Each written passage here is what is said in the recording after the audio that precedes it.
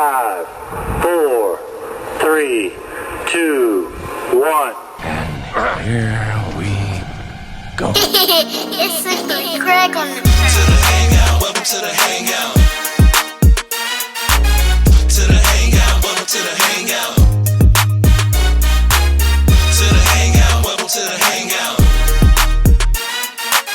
To the hangout, welcome to the hangout.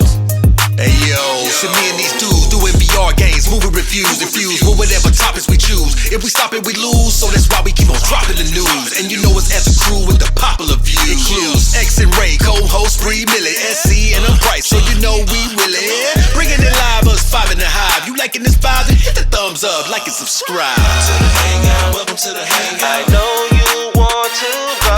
To the hangout, welcome to the hangout. To the hangout, welcome to the hangout. Come and have some fun. To the hangout, welcome to the hangout. No matter where you're from. Hey, baby, it's the return. It's the return of the Hangout experience. Oh, you know. Oh my God. We are back, man. We back up in here, X. You know? Like we never left, baby. Like we never left. Guess who's back? Back again. The Hangout's back. Tell I love your it. friends. Hey, back for the first time, like my man Luda. You know what I'm saying? Shout out ATL. You know what I'm talking about? Shout out to Shot-Town too, man. You know what I'm saying? We in the building. You know what I'm saying? We in the building. So Yes, sir. Shout out Atlanta, man. Shout out appreciate ATL, you. man. I appreciate you shouting. You know what I'm talking about? Hey, but real quick before we even do all that, man, y'all know, you know how we rock. So we gotta send some love out to CBR, you know, SC, and of course, last but not least, Bree 40 Millie.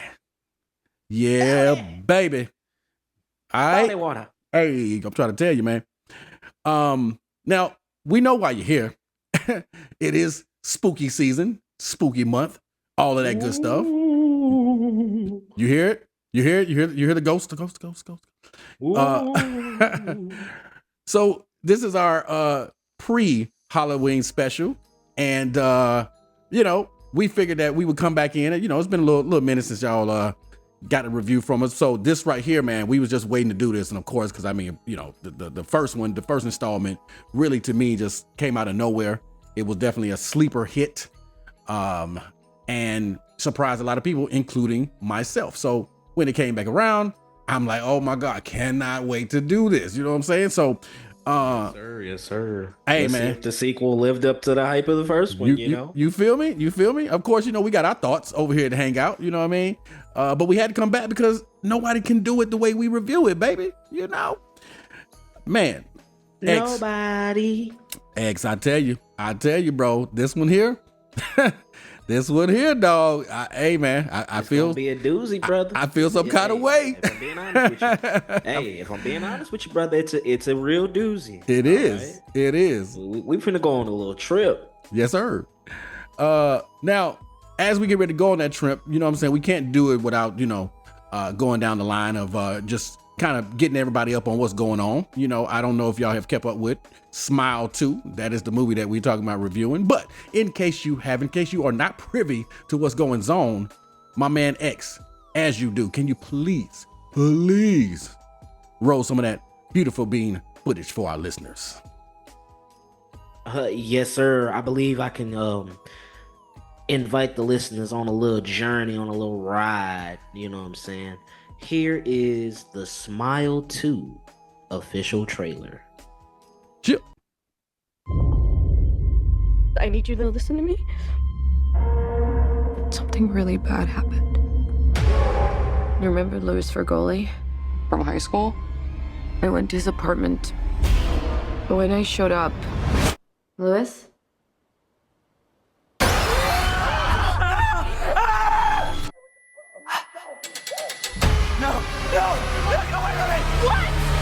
He was smiling at me.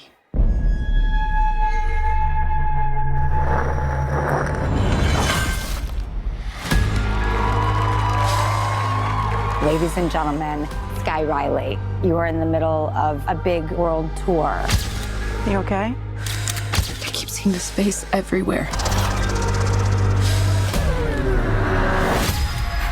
This thing is a parasite.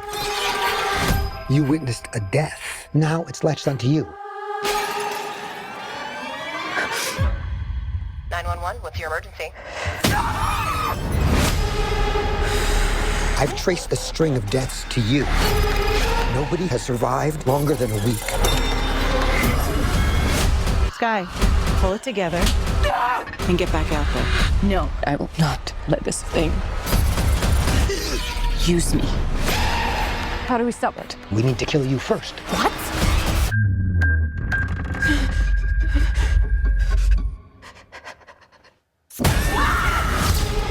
We have to end it. No matter what. You're not in control. I am. I need to stop it, but I don't know how.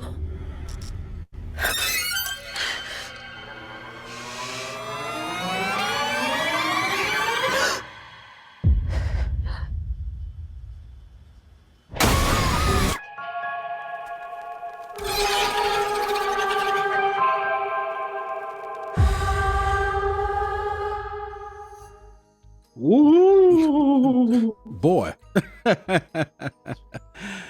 You know, spooky stuff, ladies and gentlemen. It is, man. Stuff. It is, bro. It is. And I got to tell you, man. Let's not waste no time. Yeah. Might as well. Bro.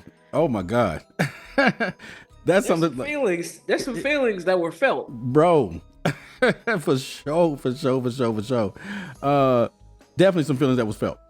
And, you know, as I'm sitting here looking at the trailer again, listening to the trailer and thinking about the first one, I realized too, man, what I didn't realize at first while watching the movie, because I didn't, which I usually do.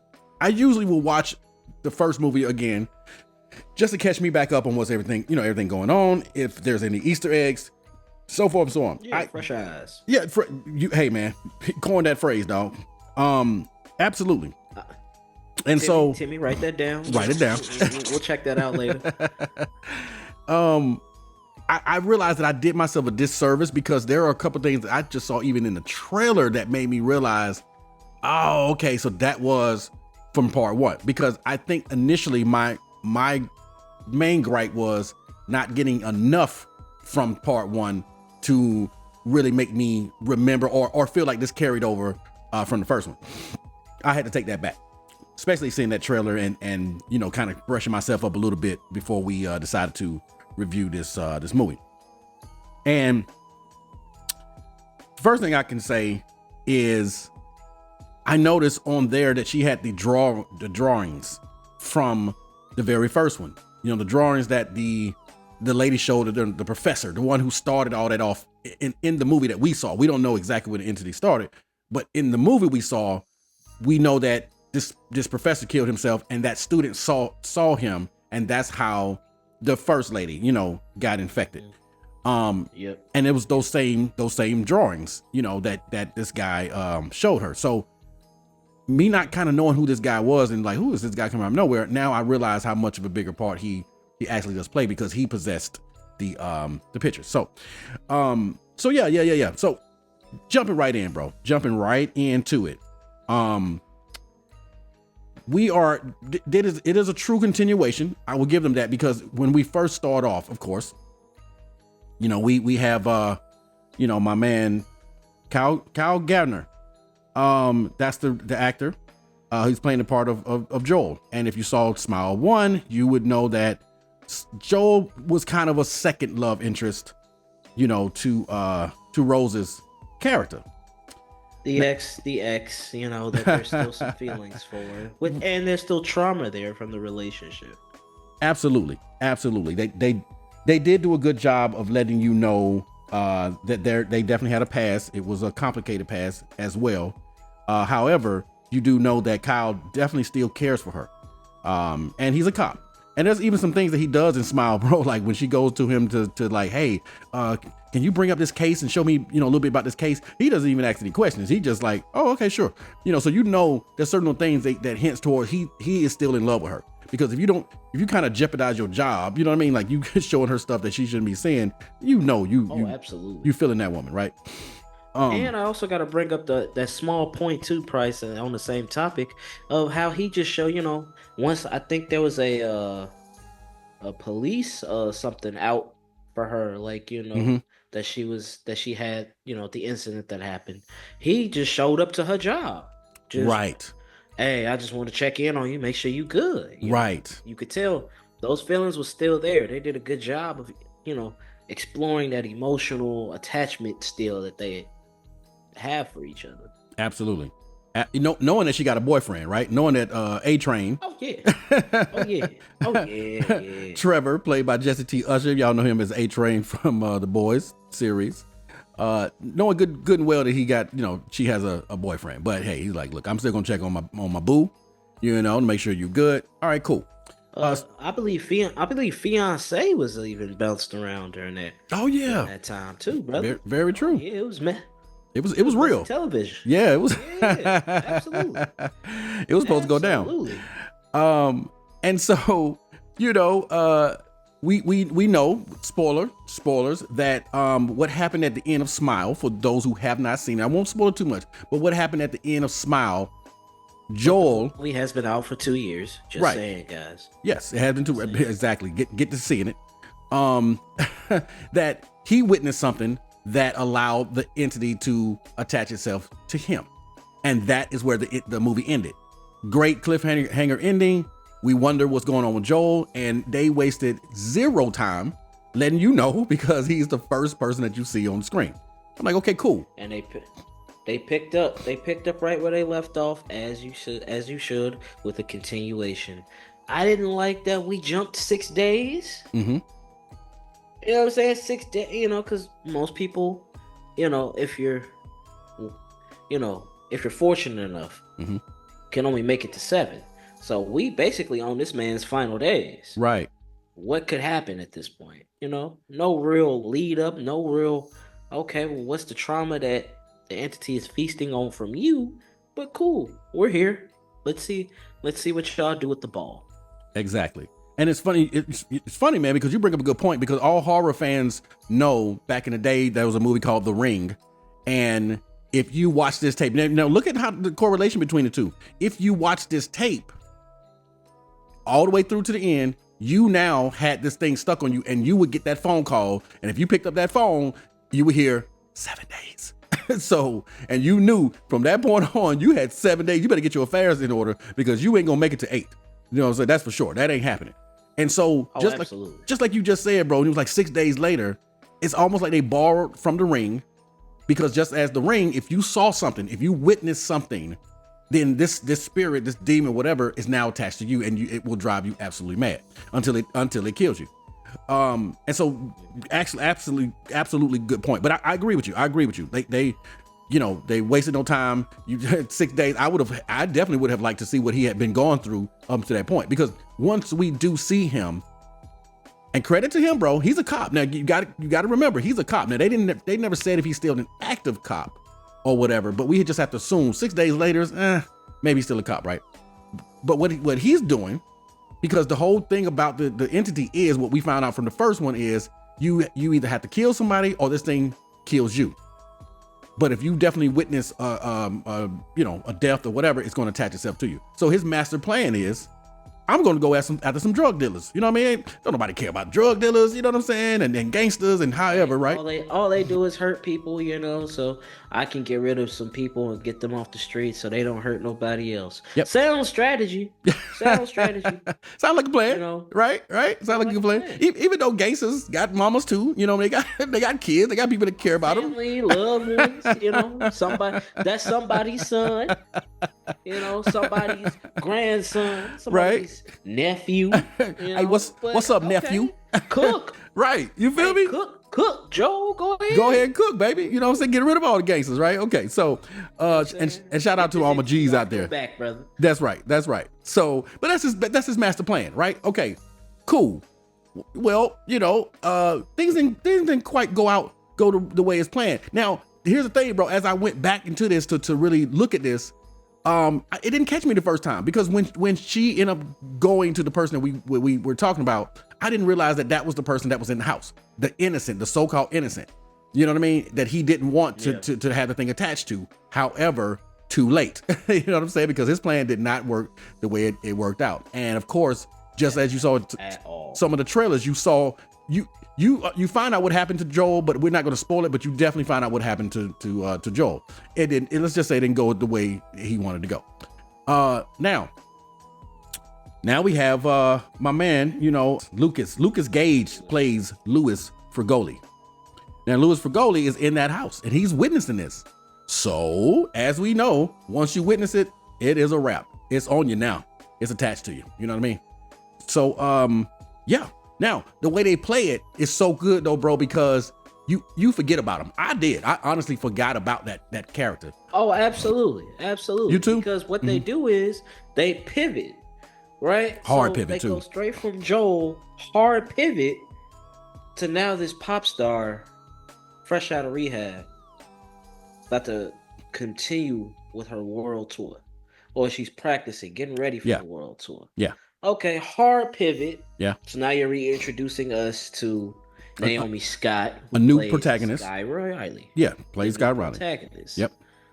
And that hard pivot was a good one, bro. Not to cut you off, but the hard pivot was a good one because go ahead.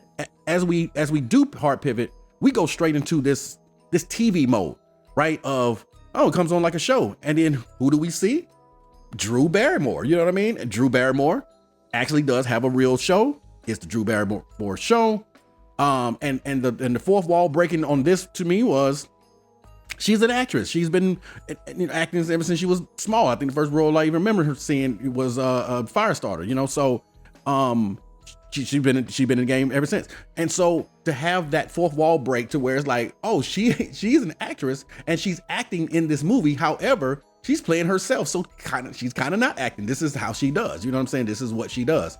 She interviews people. She gets all up on them. I don't know if anybody knew about this article, but they was talking about her trying to kind of back off people a little bit because people were, I guess some of the guests was complaining that she was so close to them and all that. And I'm like so ticklish. It's like crazy. I just want someone to like tickle me everywhere. Tickle, tickle, tickle. I mean, but come on.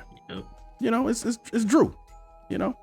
And shout out to Charlie's Angels, man. That's a real side. Oh my God. But don't get me started. Just throwing it out there. But the whole point is, like you said, Price, she's one of those multi-tool faceted, and she's a veteran in this. For sure. It's ironic, kind of fourth wall breaking, to have an actress acting on her actual daytime television show. Right.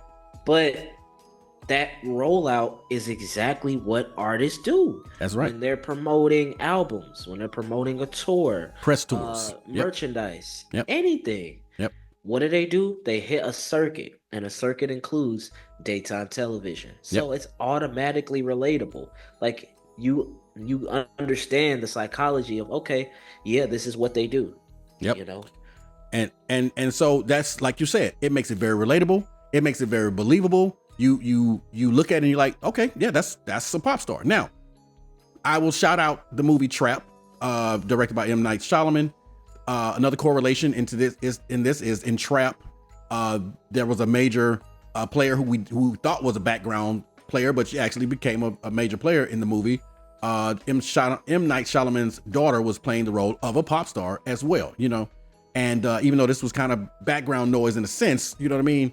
She became a major, she became a major player in that movie. So I'm seeing a trend here of them trying to make things even more realistic, because we do have a lot of, the Taylor Swifts and Ariana Grandes and and all this stuff here. And what we don't think about is what makes them tick, what happens in their lives, you know what I'm saying? And what goes on with them behind closed doors and so forth and so on. And so being introduced into Riley's life, like the way they did, just straight out to it. I mean, they wasted no time. Like, hey, we see you got a new hairstyle, new color, and we know that a year ago you went through some trauma and the drugs and you know what I'm saying. She didn't hold anything back. She let it all out. The Britney Spears model, as if you will. Yes. I might be aging myself with that comment. But the Britney Spears model, if you will. but it's relatable. It's reminding us the aspect of these artists are humans at the end of the day. They go through trauma, they go through issues, demons that they have to fight, living in the limelight that everybody can see. That's right. 24/7. That's right. And the whole thing about it too, X, is that what do they see when they see us coming up to them acting all, oh my God, and so, and da da da. You know what I'm saying? Is it love that they feel, or do they feel fear? You know what I mean? Because somebody's just like, oh my God, this person here is a little crazy, a little cuckoo or whatever. Well, hopefully they don't, hopefully they don't look at us like old boy did when she was doing the signing. Maybe I'm jumping forward a little bit. Now you good. The way he kind of popped up on the scene, he played the shy guy at first. He was like, "Oh my God, Sky. Oh my God, Kevin. Oh my God." No, I was like, "Oh my God, like it's so great to see you." And then like a switch just flipped in that man's mind, but.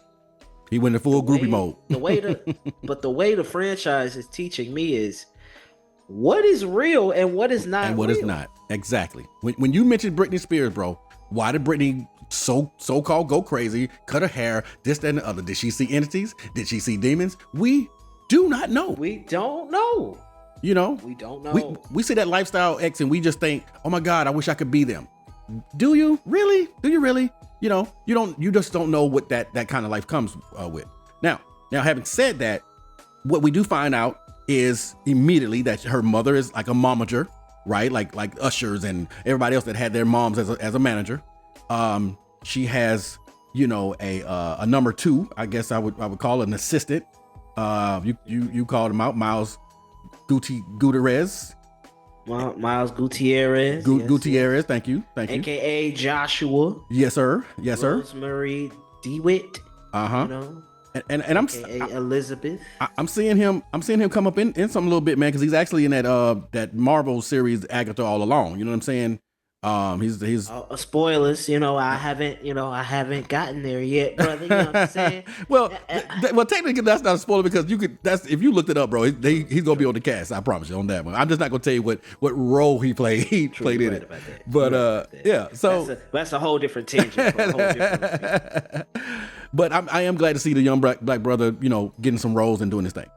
Absolutely. So we see that she has a team that does care about her. However, the team kind of seems like maybe they could be a little overbearing a little bit. However, they do know what she went through. So they're trying to keep her safe. They're trying to keep her focused. They're trying to keep her away from the drugs, so forth and so on. And then we find out real quick that she still needs Vicodin. She had this accident, right? It scarred her up and she has pain. So she needs Vicodin. Scarred her bad too. She, scarred her bad too. Yeah. You could tell that it's one of those things. And being a pop star, you're not only using your vocals, but there's some dancing involved. Absolutely. There's routines you have to learn. Absolutely. So fresh off of whatever accident, because we don't know the accident at this point. Right. We just know she's scarred up. Right. So obviously getting back into routines, her body's gonna ache. Yes.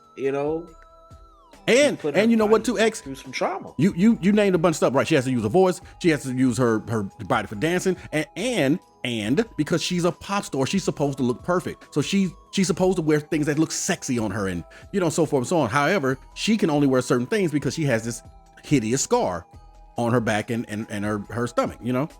And yep. So that's the thing for her. You know what I mean? That's definitely bothering her. However, she's still in the game. She's come back after, some traumatic event and everybody's rooting for her. They want to see her come back. Everybody loves a comeback story. All good.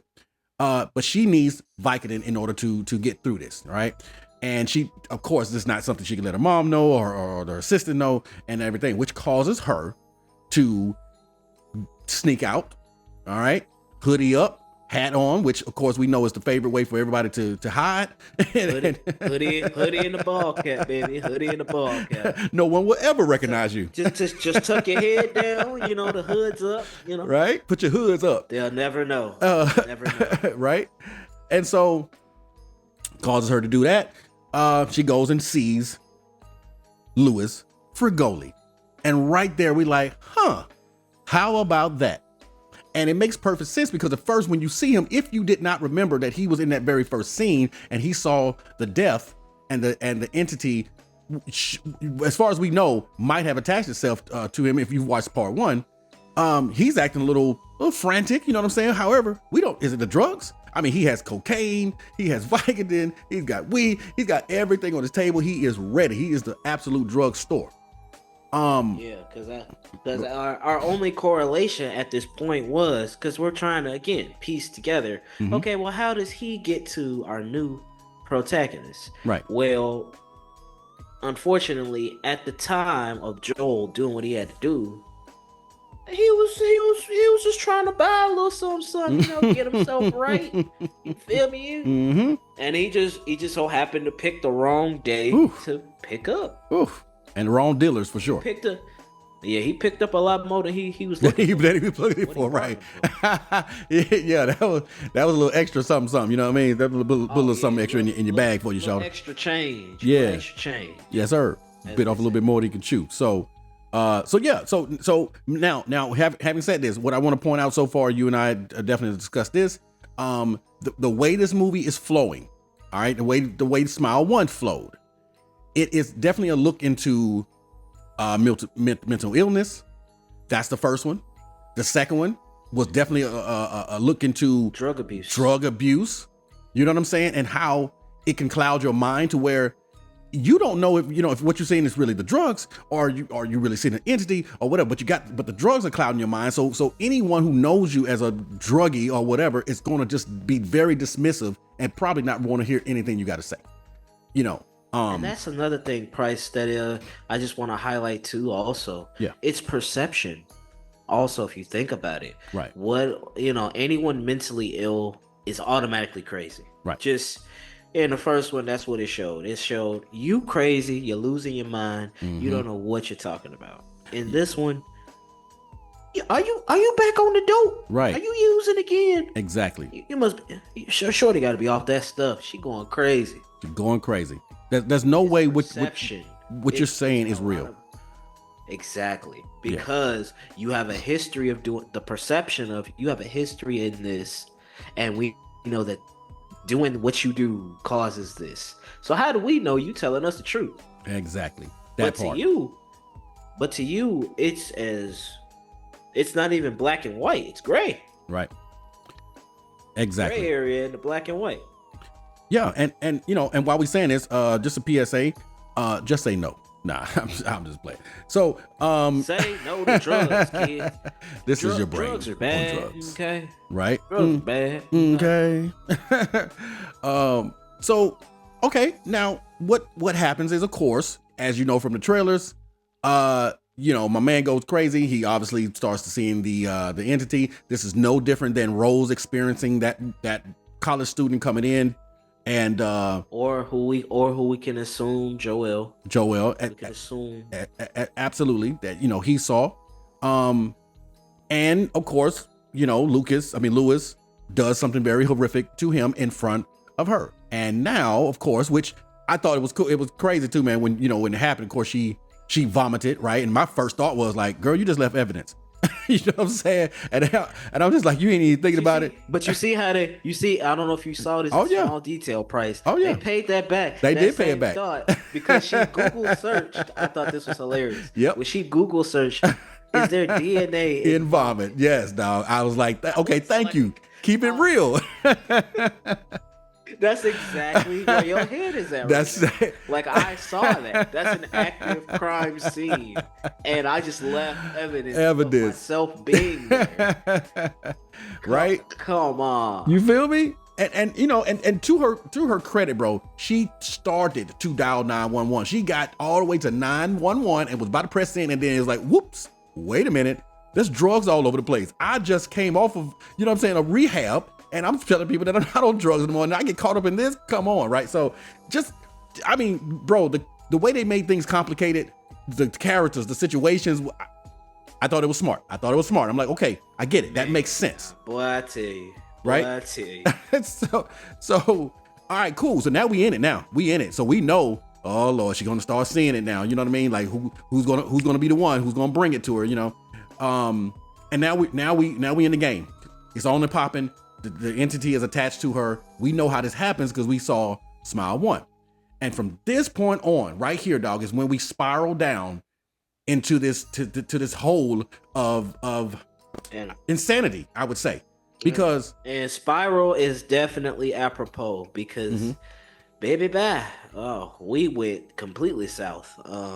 Big time. We started confusing what, again, it gets you to that state of what's real and what's not. What isn't real? What can you trust? Who can you trust? Who can you trust? How really strong is this entity? You know, we still don't know where it came from. The full scope capability of its powers. And what is its purpose? X, what's this end game? Like, why is it messing with people? What is it?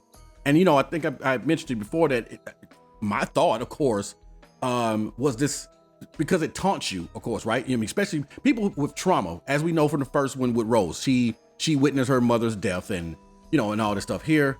You know, her mother went crazy. As far as what we know, we don't know if the entity was messing with her. We don't know if this was a generational curse. We don't know, but we do know that it definitely attaches people who have experienced trauma. That is something we know for absolute sure. It feeds off of that. Absolutely. Like you know, in other movies, like the demons, they feed off fear and so forth and so on. So trauma, it loves trauma. It eats trauma for breakfast. And so of course, like you said, we're spiraling down.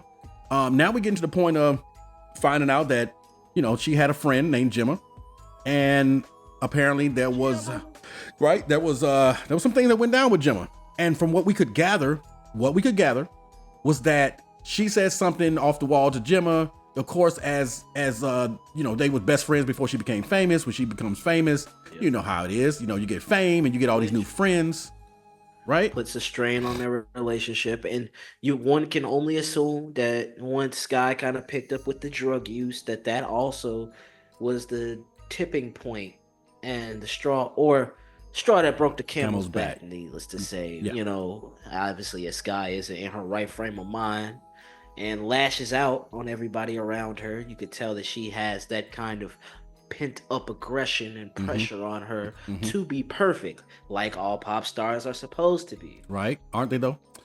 But you know, apparently Gemma ain't going for it. Gemma's like, look, you know what? I know you from way back, girl. When you had pigtails in your hair, you used to pick your nose and wipe it on your shirt. You Sky from around the block. You Sky from around the way. You can't treat me different. Right. I knows you. Right? So now we like a little bit of a mystery. But she is now to the point, bro, where she doesn't have a lot of friends. You can see she has been isolated. Now, I think that the demon or the entity really loves this. He loves when you're isolated. You don't have a support system. He had a field day. Because even in the first one, you could kind of see the entity break up Rose's support system. Yeah. From her sister, from her fiance. You know, the only one he could not shake was Joel. You know, Joel didn't care what it was. You know what I'm saying? Because, you know, until I believe he flipped it where he's like, I'm gonna get Joel. It's just not the way I can get him. That's not the way I can get him. Yeah, exactly. Because Joel is apparently, apparently Joel is on that whole thing, and we know, crazy women, you know what I mean? They got some of the best loving, right? That's what they say. So he apparently like, you know what? I'm cool with crazy. I ain't even tripping. That's what I like. But no, I'm just playing. But anyway, so the entity definitely likes to isolate you. It likes to make everyone, turn against you or think that you're crazy and so forth and so on. So that's what we're into now. Now we're watching this. We're watching her spiral down and lose it every scene. Every scene that goes on, bro, she loses it just a little bit more. And boy, do I mean spiral. Oh my God. House is lovely, right? Yeah. But the visions that she see, man, just all that open space for the entity to just torment her. And God. Just keep on breaking her mentally. Right. And breaking her and just it was crazy stuff, dog. It was like mental gymnastics. Yeah, for sure. And you know what? And now what we do find out for sure through a news clip that she's watching, that she had a boyfriend. I don't know if he's a fiance as well. His name was Paul Hudson. Now, Paul Hudson was played by Ray That Nicholson. sounds familiar. Yeah. That sounds familiar, Price. It absolutely does, man. And I didn't recognize it at first, bro. You know, I like to kind of wait at the credits, kind of see who's playing what. I saw Nicholson, didn't put it together until I saw a little feed on my Google that said, I want to bring this up and make sure I get this right, that the director totally cast Ray Nicholson as an homage to The Shining. And why is that? Because Ray Nicholson is the son of Jack Nicholson. That's right, that same Jack. Here's Johnny.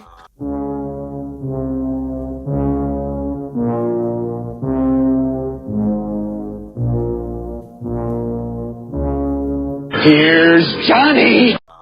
You know what I mean? And let me Shout out to tell Parker you. Finn. Oh my Shout God. out to Parker Finn as the director, because it just shows the rich history of horror films. Yep. You know, and the fact that you're able to pay homage. Yes. It definitely showed he's a student. He's a student of the game, and he's definitely paying homage to those that came before him. I thought it was great.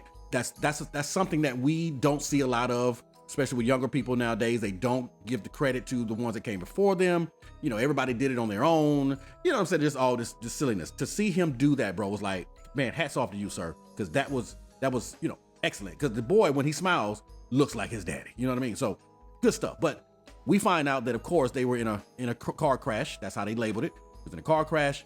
He died. She survived, you know, and she's been, you know, traumatized ever since. And that's why we get to see why she's so alone. You know what I mean? She doesn't have anybody in the place with her. Now, you brought up her house. Bro, I'm going to tell you right now, her house was spooky to me. You know what I'm saying? Like, it's all dark and crazy looking pictures on the wall. And I'm like, girl, that'd drive you crazy even if you didn't see the entity. You know what I'm saying? But good grief. So anyway, I just had to shout that out. I thought, you know, aesthetic wise, it was set up very spooky, and it definitely set the tone. Oh, absolutely. Because there were scenes where the entity kind of used the environment to his advantage, right? His liking. Yeah. And his advantage, you know? The shadows, right? Yep. Just about to say that. The shadows, the lighting on everything, just it was just so apropos that you could kind of tell, and it makes sense that Parker Finn is such a student of horror. It's in the details to me. For sure. You know? Definitely got to set it up right.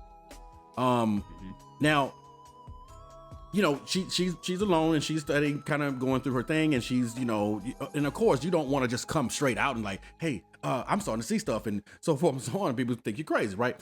So she's got to deal with this kind of on her own, but she still is pop star. She's got stuff to do. She's got appearances to make. She's got a meet and greets and stuff. And that's another thing that we see from the trailer, is that she has a meet and greet. Everybody's going to be smiling. They're happy. There's nobody who's going to be sitting mugging like, man, I ain't even want to come to this thing and see this pop star. Nobody's going to be saying that. Man, I can't believe y'all dragged me. Right? So, of course, everybody's going to be happy and smiling. I'm like, oh my God, this is the perfect setup, because how can you tell who's actually smiling and who is the instinct? I got to tell you, bro, I don't know who this casting director was, but she found the perfect little girl to come to her smiling. I don't know if she had the braces. I can't remember if she had braces or not, but that little girl looked so weird, bro. And just how she was smiling all up in her face, it kind of made you back up from the screen like, good God, girl, stop smiling. Just stop it, you know? But that's just driving her crazy. And I think that was that first moment that you get to see her kind of losing a little bit, because, you know, she had to step away for a second, you know, especially after, of course, with no spoilers, but the groupie, as you mentioned earlier, right? The groupie. So now we just like, well, we don't know who to trust, what's going on. And of course, she still doesn't know. She's like, what the is going on up in here? But it's starting to unravel now, bro. It's starting to unravel. And now she's starting to really look a little bit deeper into kind of what's going on, because she starts to realize this happened when I went to go see old boy for them drugs. Now, one thing I will point out, she definitely did not do any more drugs after that, you know? But she definitely was thirsty, Shawty. Shawty was thirsty. It was Thirsty Thursdays for sure for her. And why was that though? All right, man. You keep having them jokes about the water bottles, man. Listen, a psychiatrist told her, okay, if you feel the need to use, just drink some water. Right. It'll help stabilize you. It'll get you going. Now, did she have to drink the water so aggressive? Boy. Maybe that's how hard the itch was. Mm-hmm. Hey, I don't know. I've never had an addiction that strong, so I don't know. Yeah. But Naomi Scott did a lot of great character work. For sure. As if she, really got into the mindset of, a traumatized pop star. Absolutely. Totally believable, because even with the times that she had to perform and do all that, she looked believable. The way she moved, you know what I'm saying, the way she carried herself, all of that. When she was in that rare form, she was in that rare form for sure. And I believed her as a pop sensation. So I liked it. 100%. Now, as we carry on, of course, you know what I'm saying, things are flying off the rails now. She's starting to do things that other people are starting to notice. And now we to the point of she's now starting to investigate a little bit, you know what I mean? And once people start to investigate, they started like, hey, what is going on? Now, in between this time, we see a character named Darius Bravo. And I got to tell you, I don't know who Darius Bravo was to them, but everybody loved Darius. When they saw Darius, hey, Darius, oh my God. I don't know what that man do, but they love that boy. Yeah, he was the man. He was the man. Raul Castillo. Yeah, I even had it. He was. Now, however, I think probably one of our issues with this is the fact that you have no setup for him. You know, we don't know where he came from. We don't know what his motivation is or who he is to them. We just know that when he walks in the room, everybody smiles. I think if I'm going off of what you're telling me as a director, in the film, he just pops up out of like you said, Price pops up out of nowhere, but he has such significance. I don't think, in a 2-hour film you could have shied away. You could have definitely took the time to okay, hey, this is who he is. He's done this XYZ. That's how him and Sky are connected. Absolutely. 45 seconds, 2 minutes tops. Quick little montage, right? Something. and you wouldn't have took away from the main plot. Right. That's just me. Yep. And I would have been cool with that. And I think that's probably the most problems I have with it is just that it's a sequel. It's a sequel, X. I mean, when you come back, I mean, whether it's Star Wars Empire Strikes Back or whether it's Matrix Reloaded or whatever, the whole point is people want to see bigger and better. I give me more of what you did, double down on what you did the first time. I liked it, I'm back, I want more. And they gave you more. They gave you more jump scares. They gave you more people smiling. However, what they didn't give you more of was more character development, more like they did in the first one. And I think that is what makes the movie suffer a bit. Now, I'm having a good time. I'm definitely having a good time, but I got too many thoughts of, okay, well, where did they come from? What happened with her and Jenna? Why is her mom so pushy? And is her mom here for the money, or does she really care about her daughter? What is going on? So, of course, feels like a lot of the legwork that you have to do when watching this film.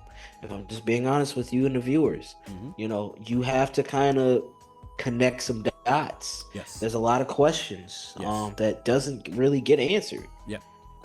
And you might have to be okay with either letting your mind wander on these or just not receiving the answers that you're looking for. Exactly. That is where it suffers right there.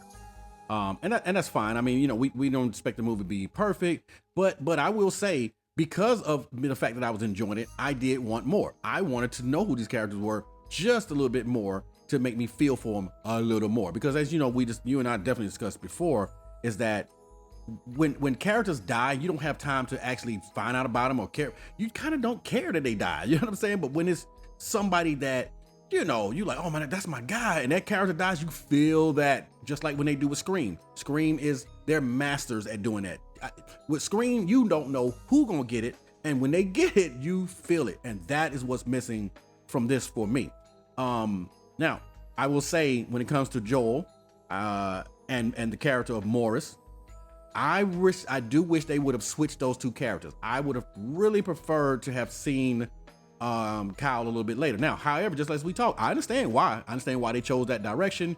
It's a direct continuation, so forth and so on. But if they had hid him for a while and brought him back and whatever, I feel like it would have held a little bit more weight. And when that did happen, or whatever happened, I would felt it more. So that probably is my one regret. Now, however, I don't know as far as Morris, and I don't know if Morris is going to continue on or what is going to happen with him, but I am curious to see, because I think you and I both agree on the fact that there's going to be a Smile 3.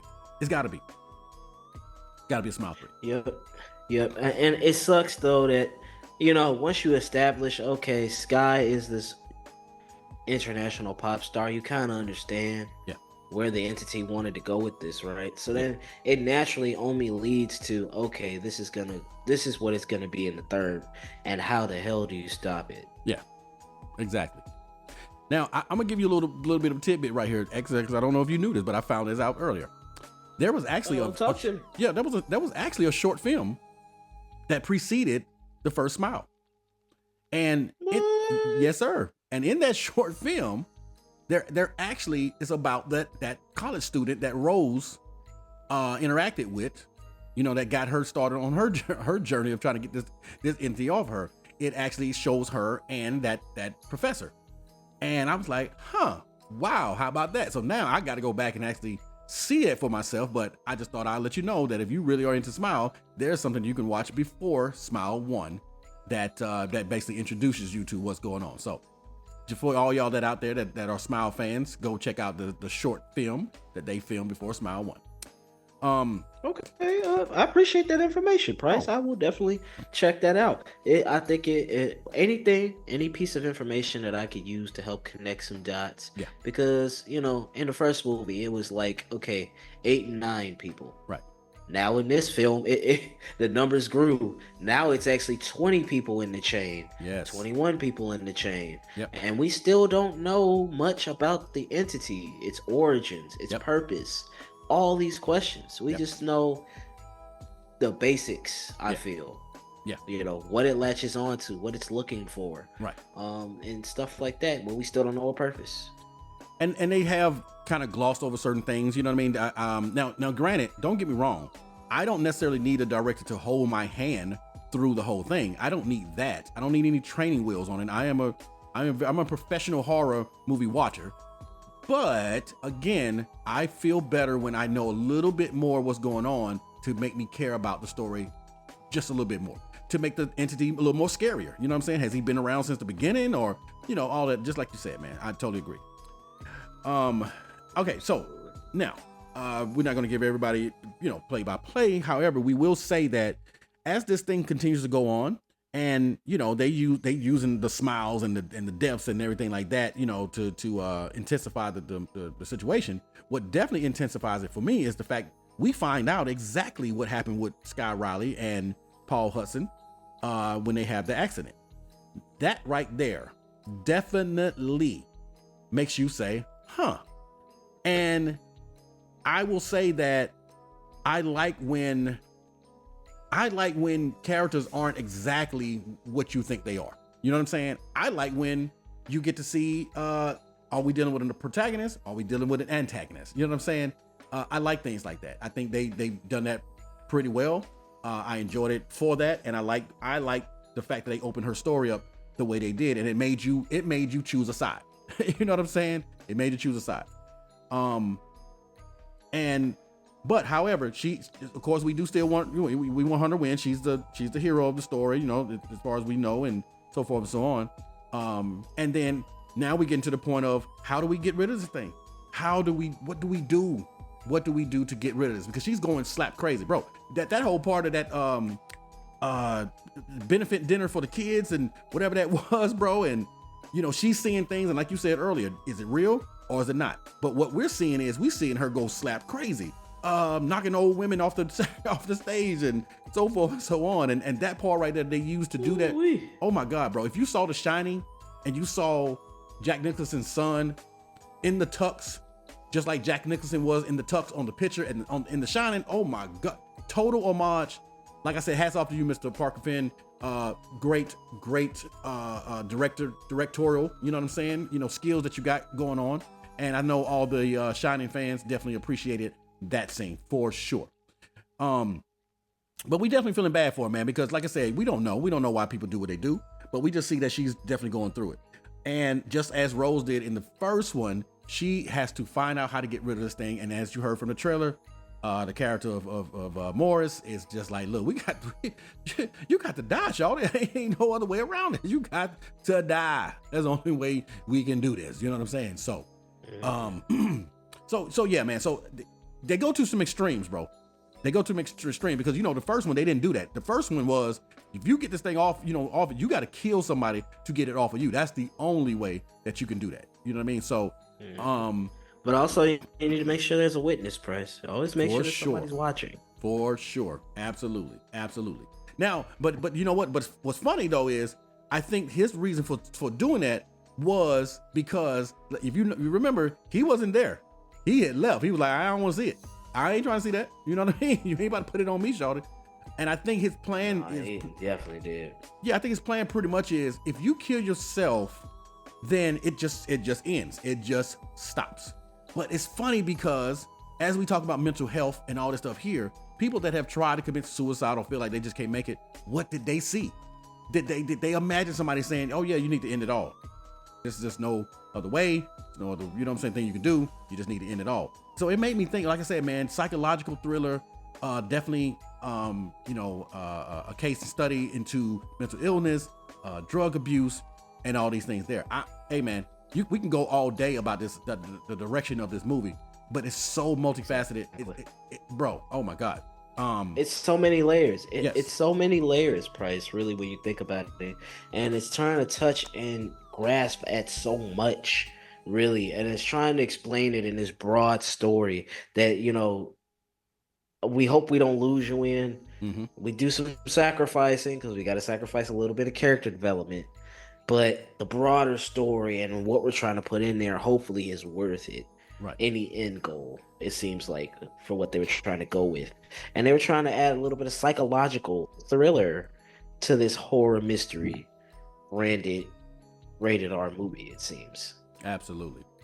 And so, without, you know, since we definitely not going to spoil it for them, I think we definitely gave them enough to just give them a couple of broad strokes to help them kind of understand what's going on, to help them understand, hey, should you go see it? Should you not see it? So I think it's like the perfect timing to just go ahead and give them our rating of this film. What you think, my man? Well, Price, if I could be 100% honest with you, man, there's some dings. I got dings, man. I just feel like in the first smile, you made me care. And I just want you to make me care. I don't think you need to spend 2 hours and 12 minutes, 2 hours of jump scares, and then 12 minutes of storytelling. Right? For lack of a better mile marker, I guess you could say. You know, there are some very interesting mind sweeps, is what I'll call them, of what's real and what's not. You know, we touched on Gemma a little bit. No spoilers. This is a spoiler-free review, so enjoy the film, guys, and enjoy the ride. But for my own viewing pleasure, it was a lot of stuff that I felt I needed to put together. And again, like you said earlier, Price, I don't need my hand held. I just feel like if you're using 2 hours, just use it wisely. Right. You know, just spread the time wisely. I feel like the story, if there's things you can lean on to where you didn't have to sacrifice the characters, because there's things that the viewer can put together, ABC it, and you'll get DEF, you know, but instead we jump from ABC, IGH, you know, and it's just like, okay, but what about that block but the bigger picture, right? So no, I feel like I have to ding for that. Did a great job of really executing, though. I feel like they had a vision and they executed it. I feel like, you know, Miles will always have that number one next to that other girl, the other girl from The Signing. But those two smile. I don't ever want to see them smile again, man. So when will I see you? Oh, man. But circling back to the point, let's get to the rating.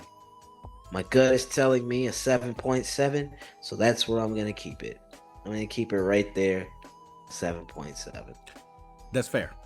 That's fair, and I definitely understand your dings, and I'm going to go ahead and say that I will echo those sentiments as well, because I wanted more.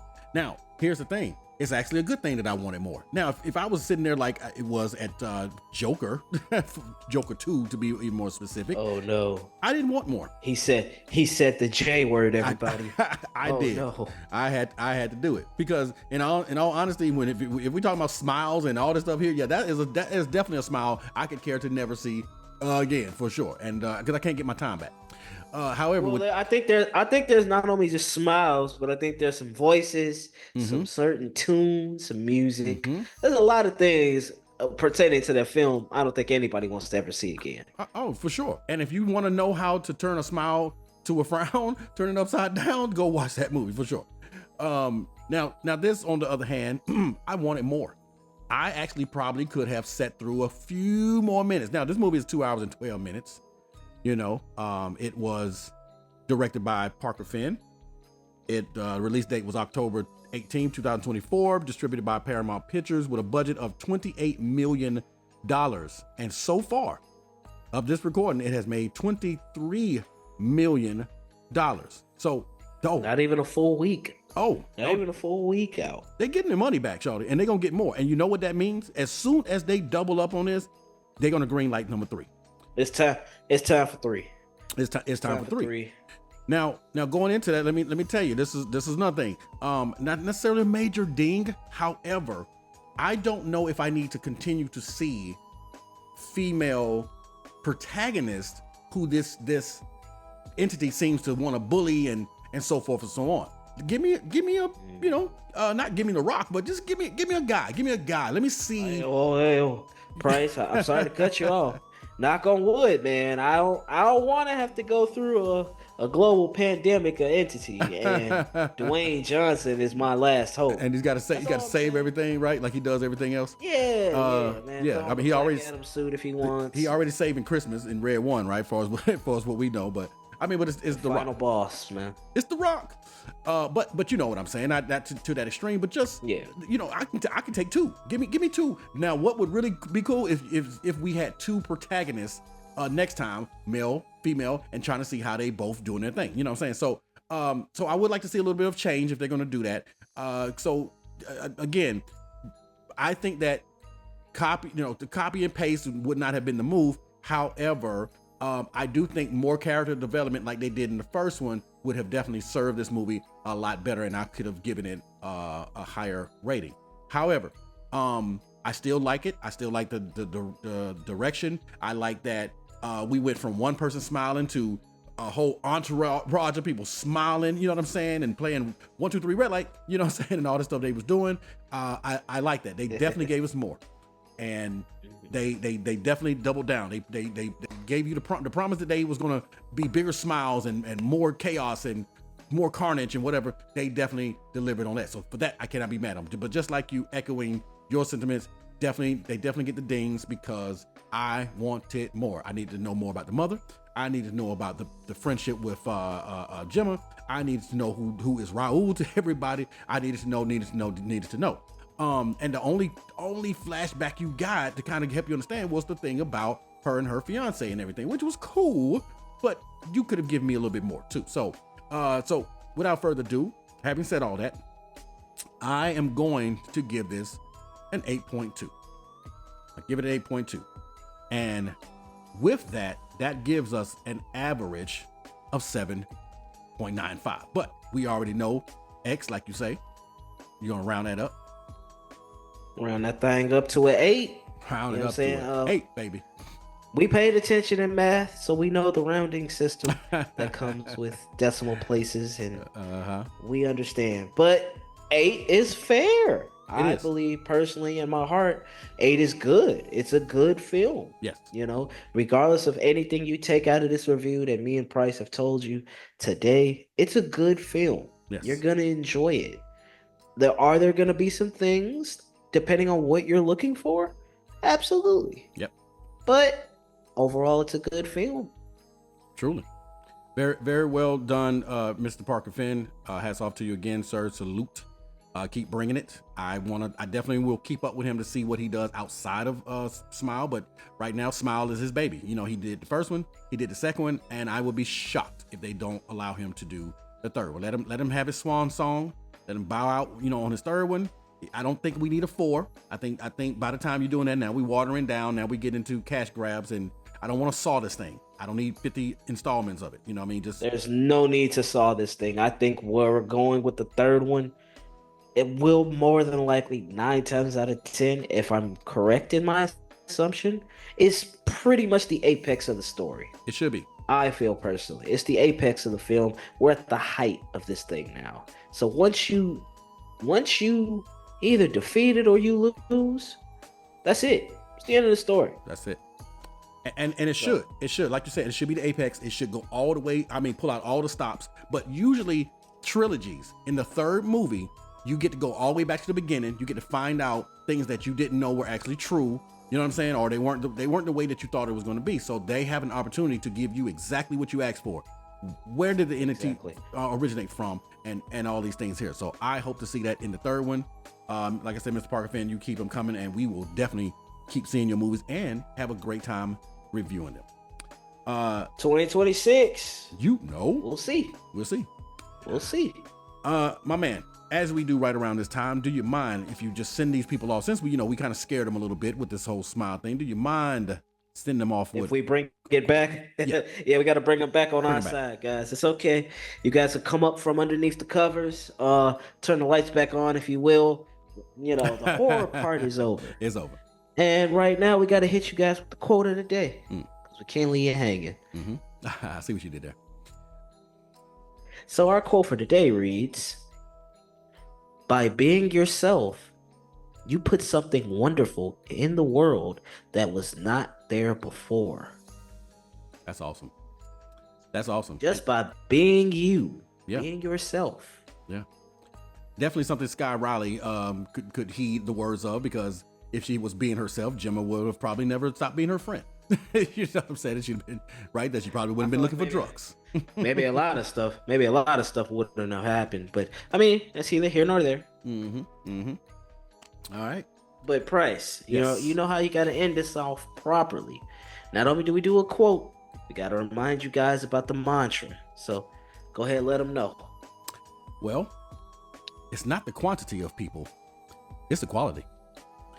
Hey guys, thank y'all so much as usual, and please like, subscribe, and turn on your notifications. Love it. Please turn that bell on so you guys can pick up on when it's time. We back, baby. We back. We got the sneakers on. We in the gym shooting free throws, shooting layups. we getting warmed up. Yes, sir. You know what I'm saying? We transitioning. So yes, sir. We already know what's coming down the pipeline. We're going to continue this symbiotic relationship between our hangers and us. Hey, I see what you did there, dog. So more in store for y'all. Like Venom: The Last Dance, when you mentioned the symbiotic, I see what you did. I looked at you, boy. You know what I'm saying? You see me, man. I'm trying to cook. I see you mentioned it earlier. There's a red one in our peripheral. Yes, sir. Coming up real soon. Yes, sir. We got some heat for y'all. We do got some heat. We're back in the lab cooking. I love it, man. Y'all heard him. Please join us next time. You know what I'm saying? We will be here for Venom: The Last Dance, and we will see if this is Tom Hardy's swan song. See how he's gonna end this series. Thank you again, guys, for joining us. And as always, we love you. Please come back. Peace. Yowie wowie.